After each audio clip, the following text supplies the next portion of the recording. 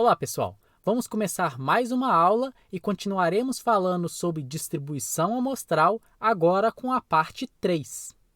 Vimos nas aulas passadas que um dos nossos interesses está em conhecer as características da população através dos seus parâmetros, por exemplo, a média populacional.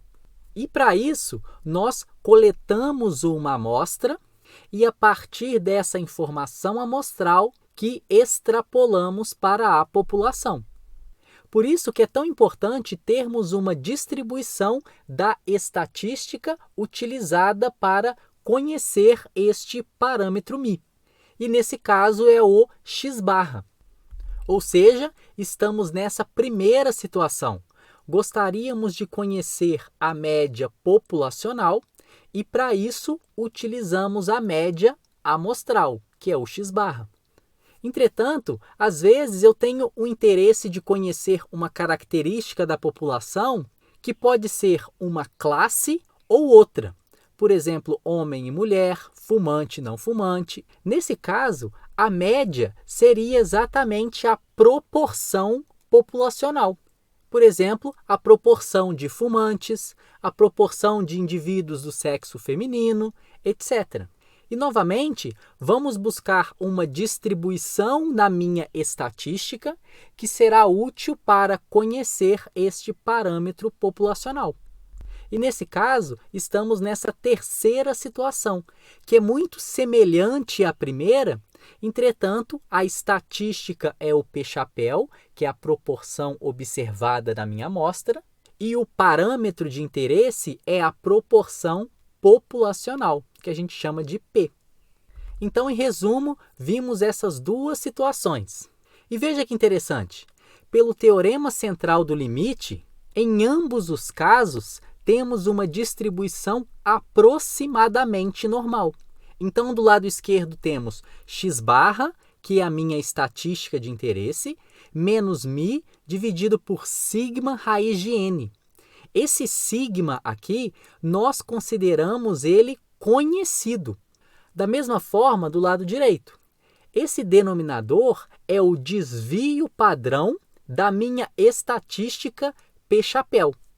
Ora, Eduardo, mas se eu não tiver essa informação do denominador, o que eu faço? Nesse caso, considerando x uma distribuição normal com média μ e variância sigma 2, quando o sigma é desconhecido, nós estimamos essa quantidade através da variância amostral que a gente chama de S ao quadrado. Mas nesse caso, não teremos mais uma distribuição normal padrão, e sim uma distribuição muito parecida, que é o que chamamos de T de student. Então, x-barra menos μ dividido agora por S raiz de n tem distribuição T com n menos 1 graus de liberdade. Então, esse n aqui é o número de observações que eu tenho na minha amostra, e para a distribuição T, ela representa o grau de liberdade. É um parâmetro, assim como na normal temos o μ e o sigma 2. E lembrando do S ao quadrado, é 1 sobre n menos 1, somatória de xi menos x-barra ao quadrado. Então, na unidade passada, nós aprendemos várias distribuições. E uma delas nós deixamos para aprender nessa unidade, porque ela vai ser útil agora para a gente quando estivermos estudando intervalo de confiança e teste de hipótese. A cara dela não é muito bonita, mas nós não precisamos de entender completamente tudo o que está sendo feito aqui, e sim reconhecer a sua utilidade para encontrar a distribuição da estatística x-barra quando o meu sigma é desconhecido. E a notação é essa: x tem distribuição t, e esse índice é o parâmetro que nós chamamos de grau de liberdade. E veja como essa distribuição se parece com a normal. A única diferença é que as caudas, ou seja, os extremos da distribuição T, é um pouco mais pesado, ou seja, tem mais probabilidade do que a distribuição normal. mas ela preserva uma característica importante da distribuição normal, que é a simetria em torno da média, que nesse caso da figura, a média é zero.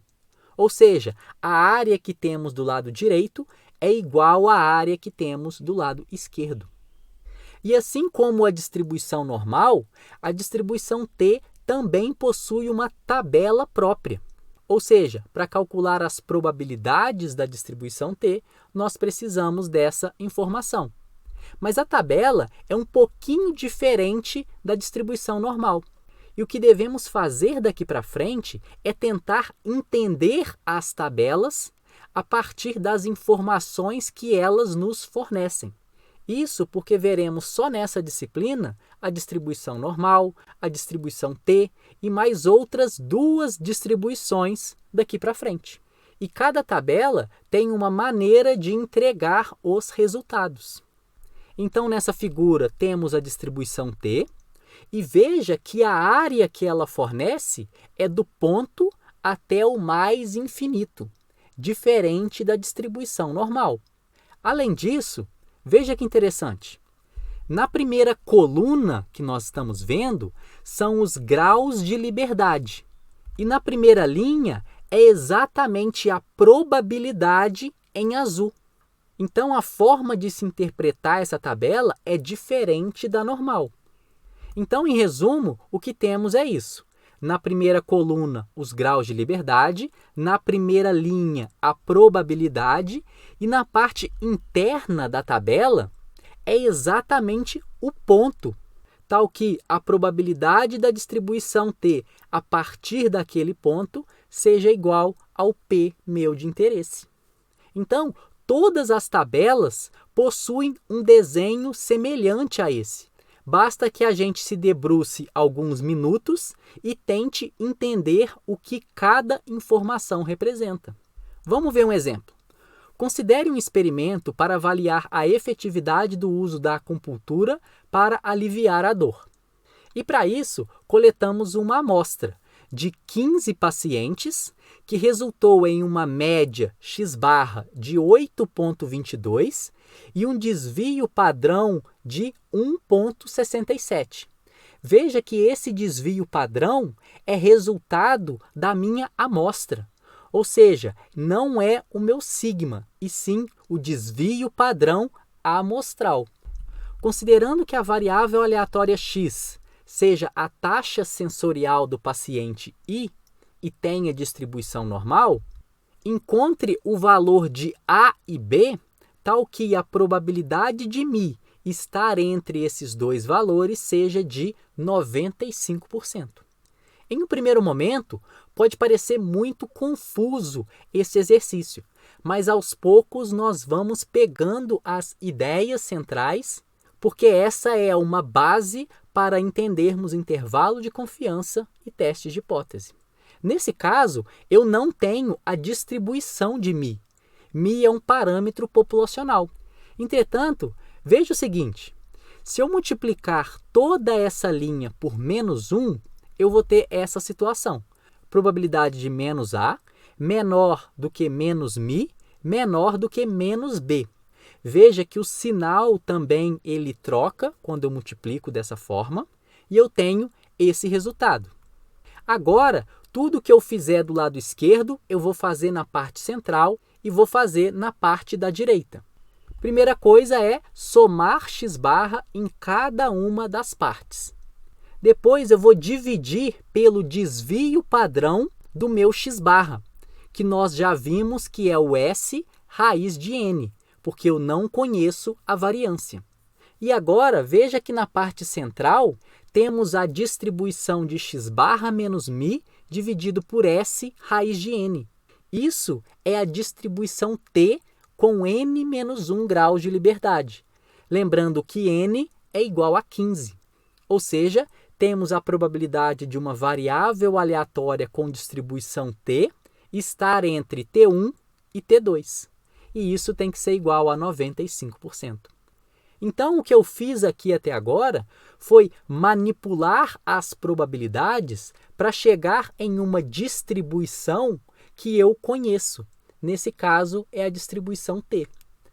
Então, é isso que nós temos. Uma distribuição T com n-1 graus de liberdade, então é T com 14 graus de liberdade.